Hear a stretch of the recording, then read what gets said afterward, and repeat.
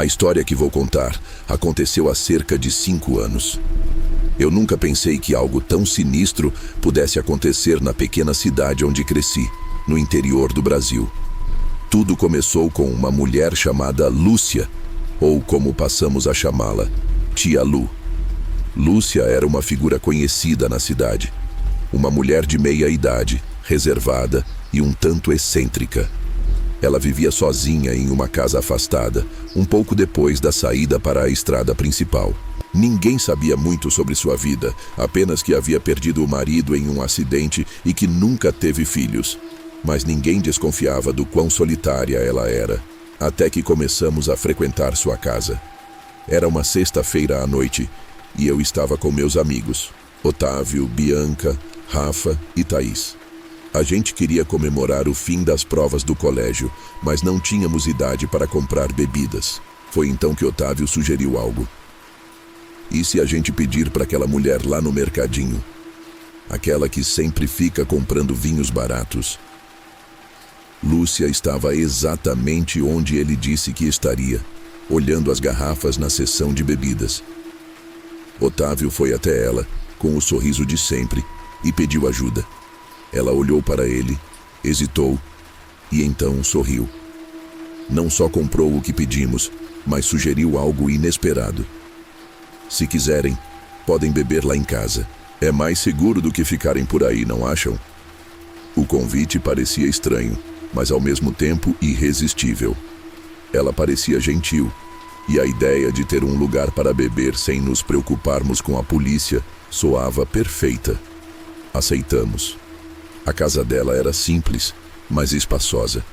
Havia um porão que ela transformou em uma espécie de salão de festas improvisado.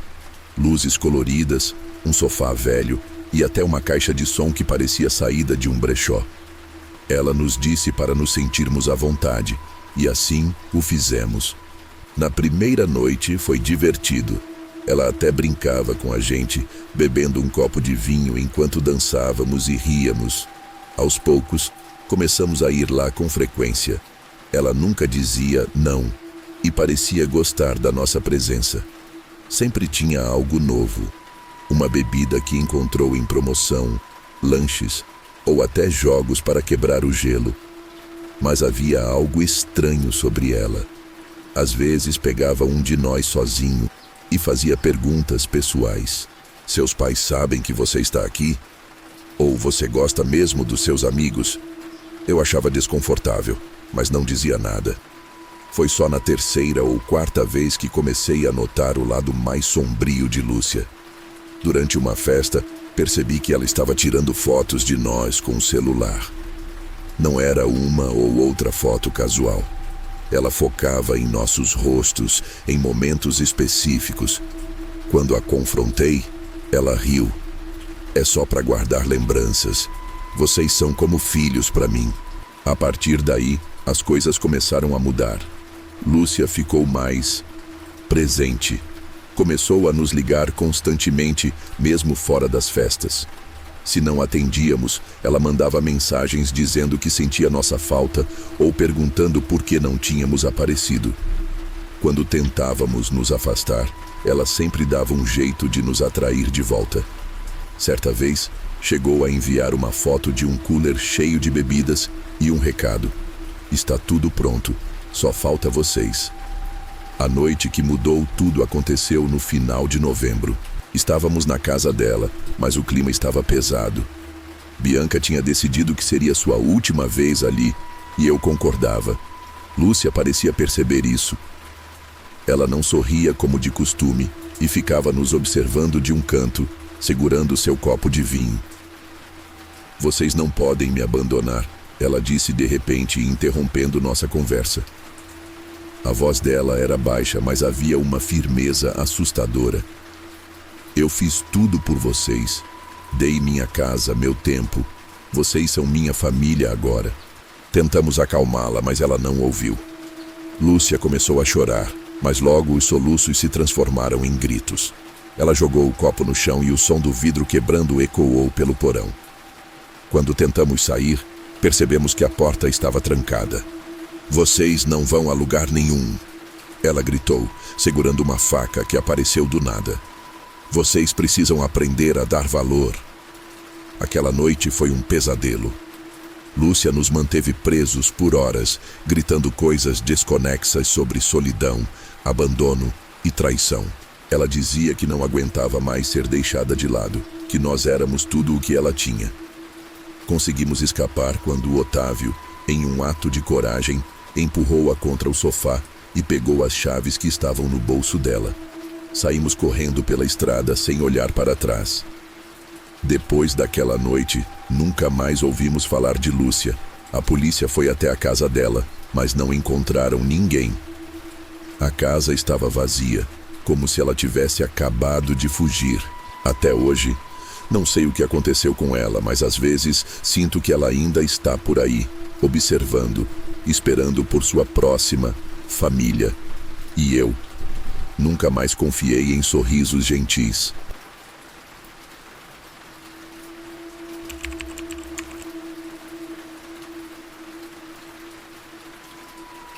Era o clichê do universitário duro. O curso de engenharia não perdoava, e o dinheiro que eu ganhava como estagiário mal dava para os livros. Quando achei aquele quartinho nos fundos de uma casa antiga, em uma rua afastada, foi como encontrar um tesouro. O preço era quase irrisório, e a dona da casa, Dona Marta, parecia serena e gentil. Uma senhora de cabelos grisalhos presos em um coque apertado, com olhos pequenos que sempre pareciam estar avaliando algo que você não podia ver. Você vai ter total privacidade, meu filho, ela garantiu com um sorriso. Só peço que não tente entrar na área trancada do quintal. Aquilo ali é muito antigo e não tem nada que te interesse. Eu assenti, aliviado por não ter que lidar com regras absurdas ou fiscalização constante. O quarto era pequeno, mas limpo, com uma cama, um guarda-roupa e uma escrivaninha. O banheiro ficava logo ao lado, compartilhado apenas comigo mesmo.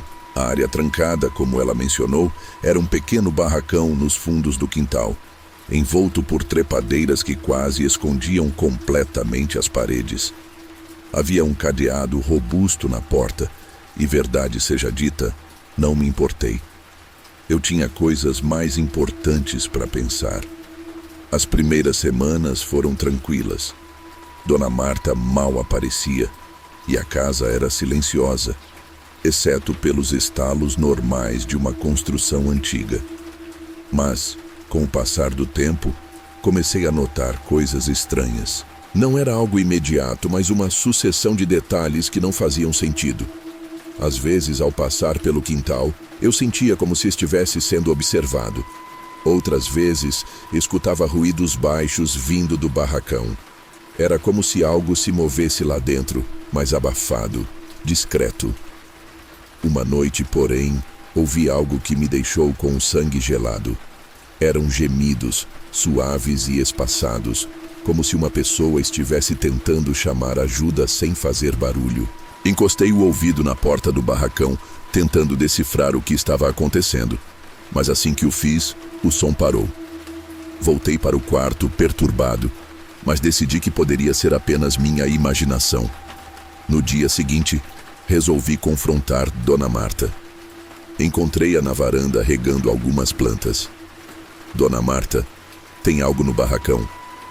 Eu ouvi uns barulhos ontem.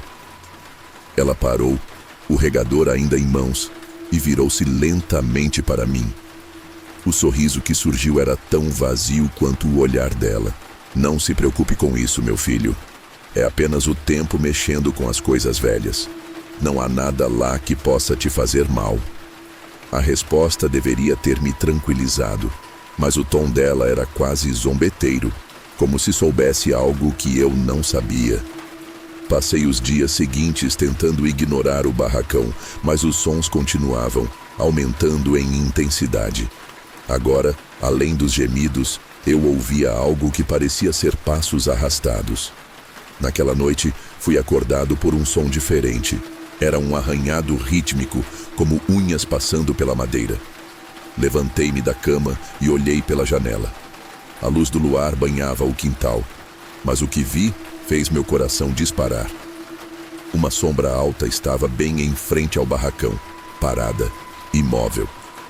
Parecia uma figura humana, mas algo na postura era errôneo, como se não soubesse como se portar. Quem é? Minha voz saiu trêmula, quase um sussurro. A sombra virou a cabeça lentamente na direção da minha janela. Antes que eu pudesse reagir, a luz foi encoberta, como se algo tivesse se colocado diretamente na frente dela. A escuridão engoliu meu quarto, e eu fiquei paralisado, o som do meu próprio coração batendo ensurdecedor em meus ouvidos. De repente, um som estridente ecoou, o cadeado sendo destrancado. Peguei meu celular e iluminei a janela com a lanterna. O barracão estava aberto, a porta entreaberta, revelando apenas escuridão lá dentro. Eu queria correr, mas minhas pernas não obedeciam. Foi então que ouvi passos pesados vindo em direção ao meu quarto. Algo, ou alguém, estava se aproximando. A porta do meu quarto estremeceu com um impacto forte, como se alguém estivesse tentando arrombá-la. Gritei por ajuda, mas minha voz parecia sumir no vácuo. E então, tudo parou. O silêncio era quase palpável. Reuni toda a coragem que me restava e me aproximei da porta, abrindo-a com cuidado. O corredor estava vazio, mas no chão havia marcas, rastros de algo sendo arrastado. Eles levavam até o barracão, cuja porta agora estava fechada novamente, o cadeado intacto. No dia seguinte, arrumei minhas coisas e fui embora sem sequer me despedir de Dona Marta.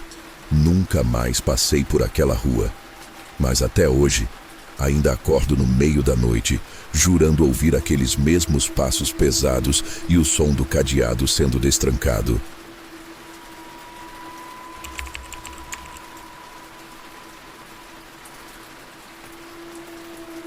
Não era meu plano passar a trabalhar até tarde, mas a quantidade de projetos atrasados tornou isso inevitável. Meu chefe elogiava minha dedicação, mas ele não sabia como eu me sentia ao descer para o estacionamento subterrâneo do prédio toda noite. O local era sombrio, com luzes fluorescentes piscando e criando sombras dançantes nas paredes de concreto. Havia um cheiro constante de umidade e óleo queimado. Na primeira semana, achei que estava exagerando na minha paranoia. Afinal, era apenas um estacionamento. Mas então as coisas começaram a acontecer. Na segunda-feira, eu ouvi passos. Estava andando em direção ao meu carro, segurando firme a alça da bolsa, quando os sons ecoaram atrás de mim. Acelerados, depois desacelerados, como se quem estivesse ali não quisesse ser ouvido. Parei e olhei ao redor, mas não vi ninguém. Respirei fundo, convencida de que minha mente estava pregando uma peça. Na terça, notei algo estranho no meu carro. A janela traseira estava embaçada, e nela, alguém havia desenhado um coração com o dedo. O vidro do meu lado também estava embaçado, mas eu não me lembrava de tê-lo deixado assim. Limpei rápido com a manga do casaco e dirigi para casa com a sensação de estar sendo observada. Na quarta-feira, havia uma flor no meu para-brisa, uma margarida amarela, pequena e delicada. Achei estranho, mas imaginei que podia ser uma brincadeira de algum colega de trabalho. Ainda assim, a ideia de alguém ter se aproximado do meu carro sem eu perceber me deixou desconfortável. Na quinta-feira, encontrei um pedaço de papel dobrado. Nele estava escrito: "Você é tão bonita quando está concentrada." Meu estômago revirou. Não era mais algo que eu podia ignorar. Conversei com o porteiro do prédio, mas ele disse que não tinha visto nada de suspeito e sugeriu que eu mudasse o lugar onde estacionava. Concordei, mas sabia que isso não resolveria o problema. Na sexta-feira, aconteceu algo que fez meu sangue gelar. Entrei no carro pronta para sair, mas a chave girava e girava na ignição sem resultado. Frustrada, peguei o telefone e liguei para o número de emergência do prédio. Depois de alguns toques, uma voz masculina atendeu. Ela era grave, calma e familiar de um jeito que me fez estremecer. "Eu já estou aqui embaixo", ele disse. Meu coração disparou. Olhei ao redor, mas não via nada além das sombras que os postes de luz criavam. Meu telefone escorregou da minha mão enquanto tentava raciocinar. A porta do carro estava trancada, mas isso não me fazia sentir segura. De repente, ouvi um som do lado de fora, um leve arranhão no vidro da janela traseira. Me virei rápido e, por um segundo, achei ter visto um rosto. Não consegui distinguir os traços, mas os olhos, sombreados, pareciam fixos em mim. Sem pensar, peguei a chave e tentei novamente. O carro rugiu em vida. Sem olhar para trás, acelerei, atravessando o estacionamento com pneus cantando. Quando finalmente atingi a saída, quase bati na cancela por tentar sair tão rápido. Cheguei em casa tremendo, tranquei todas as portas e janelas e fiquei acordada a noite toda, esperando que algo acontecesse. Mas nada aconteceu. Nos dias seguintes, passei a sair do escritório mais cedo, garantindo que não precisaria descer para aquele estacionamento à noite. Mesmo assim, sentia que não estava sozinha. Na semana seguinte, pedi demissão. Não expliquei a razão real. Quem acreditaria em mim? Ainda hoje, evito estacionamentos subterrâneos. Mas às vezes, à noite, tenho a sensação de que algo ou alguém continua me observando, esperando o momento certo para se revelar novamente.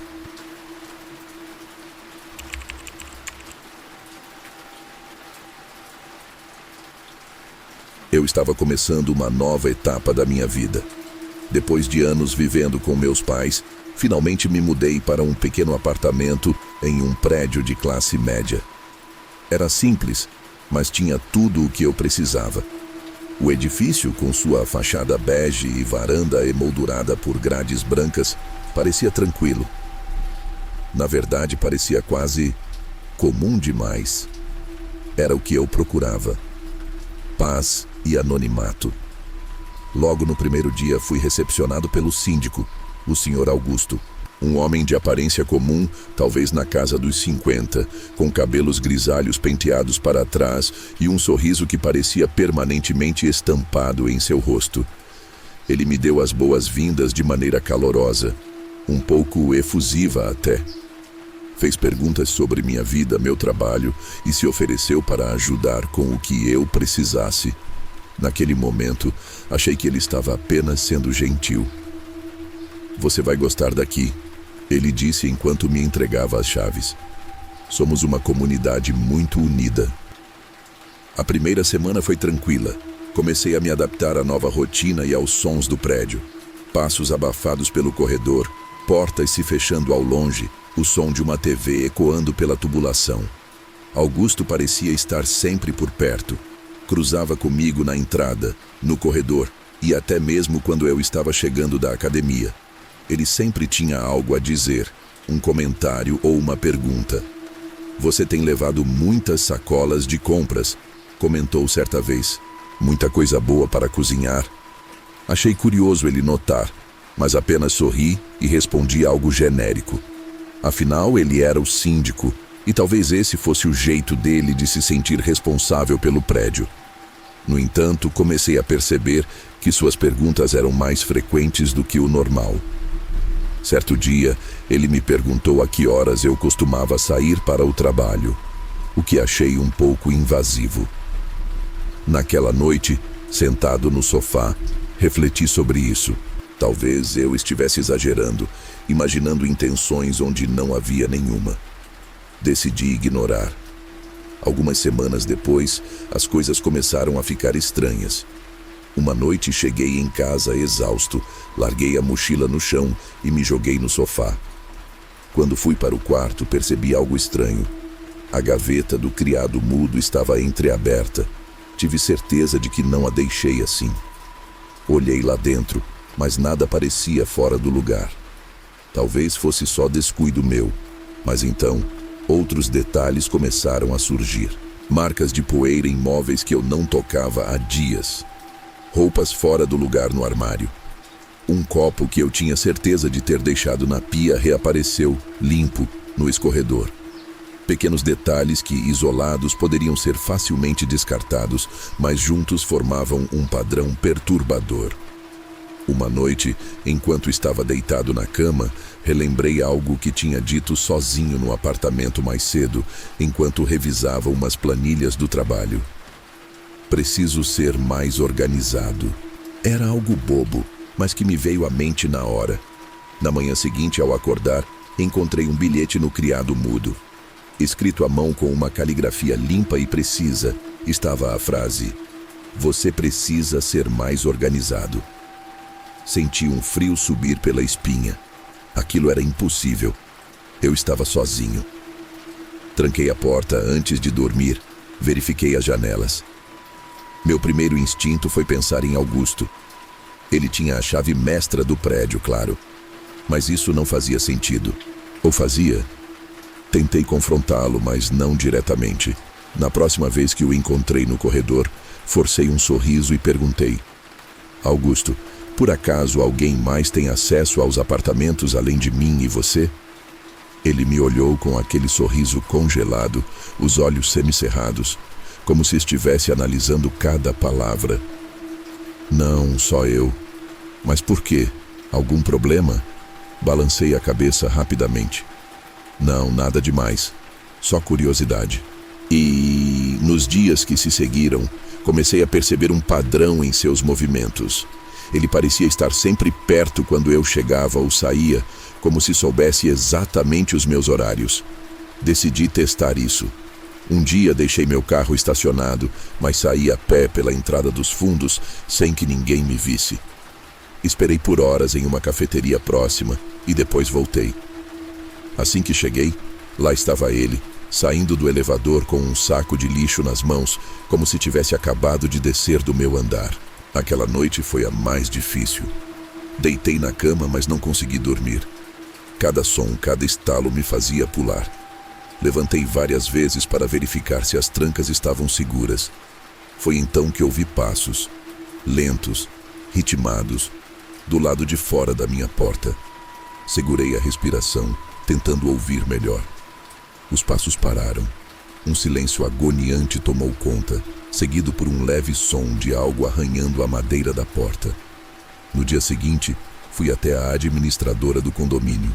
Pedi para trocar as fechaduras e, discretamente, perguntei sobre o histórico de Augusto. Eles me disseram que ele era síndico do prédio havia mais de 10 anos, mas que nunca houve reclamações sobre ele. Mesmo assim, algo me dizia que eu estava certo em desconfiar. Naquela noite, ao voltar para casa, encontrei outro bilhete, desta vez colado no espelho do banheiro. Ele dizia: "Por que você quer me evitar?" Não aguentei mais. Passei a noite em um hotel e no dia seguinte comecei a procurar outro lugar para morar. Quando voltei ao apartamento para pegar minhas coisas, percebi algo que nunca tinha notado antes. Uma câmera, disfarçada em um dos detectores de fumaça do teto. Meu sangue gelou. Denunciei tudo à polícia e saí do prédio no mesmo dia. Augusto foi interrogado, mas nada foi provado contra ele. Disseram que as câmeras faziam parte da segurança do prédio, embora eu nunca tivesse autorizado nada disso. Mesmo assim, sei o que vivi. Às vezes, ainda sinto que estou sendo observado, como se aquele sorriso congelado estivesse à espreita, me vigiando de algum lugar onde eu não posso ver.